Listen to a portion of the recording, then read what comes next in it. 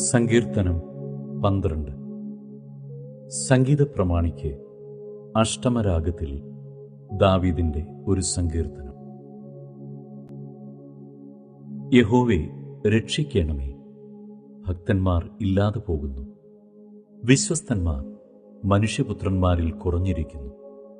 ഓരോരുത്തൻ താന്താന്റെ കൂട്ടുകാരനോട് വ്യാജം സംസാരിക്കുന്നു.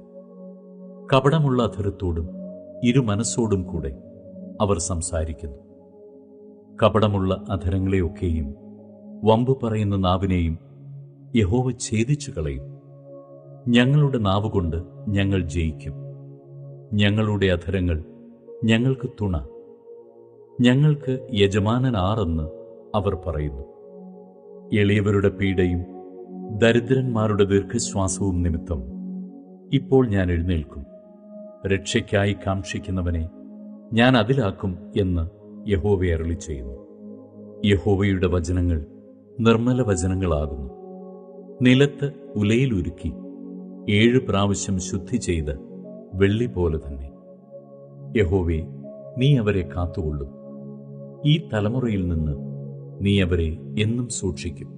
മനുഷ്യപുത്രന്മാരുടെ ഇടയിൽ വഷളത്വം പ്രബലപ്പെടുമ്പോൾ ദുഷ്ടന്മാർ എല്ലായിടവും സഞ്ചരിക്കുന്നു.